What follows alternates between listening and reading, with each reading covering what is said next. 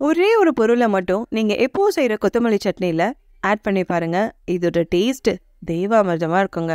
அவ்வளோ டேஸ்டான கொத்தமல்லி சட்னியை எப்படி செய்யலாம் பார்க்கலாம். இந்த கொத்தமல்லி சட்னி இட்லி, தோசை, சப்பாத்தி, பூரிக்கு, உப்புமாக்கு இதுக்கெல்லாமே அவ்வளோ தெய்வாமிர்தமாக இருக்குங்க. சரி, இந்த கொத்தமல்லி சட்னியை எப்படி செய்யலாம், அதுக்கு என்னென்ன தேவையான பொருள் பார்த்துடலாங்களா? ஸோ இதோட தேவையான பொருள் மொத்தமே இன்க்ரீடியன்ஸ் கீழே டிஸ்கிரிப்ஷனில் இருக்குது. தேவைப்படுறவங்க செக் பண்ணிக்கோங்க. இப்போது ஒரு மிக்ஸி ஜாரில் ஒரு கப், ஒரு அரை மூடி தேங்காவை துருவி எடுத்திருக்கேன்.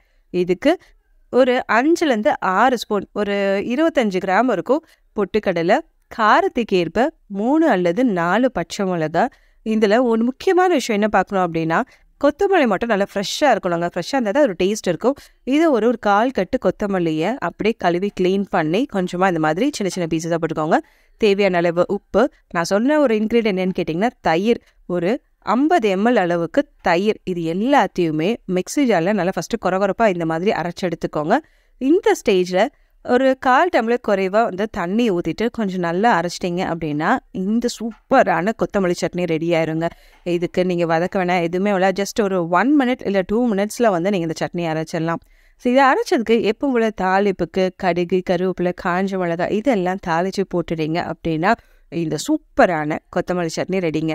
கண்டிப்பாக இதை நீங்கள் டின்னருக்கு ட்ரை பண்ணிவிட்டு எப்படி இருந்தால் சொல்லிட்டு கீழே கமெண்ட் பண்ணுங்கள். இதே மாதிரி சட்னி ரெசிபிஸ்க்கு மறக்காமல் கெட்டி சட்னி சேனலை ஃபாலோ பண்ணி பக்கத்தில் இருக்க பெல் ஐக்கானையும் கிளிக் பண்ணிடுங்க.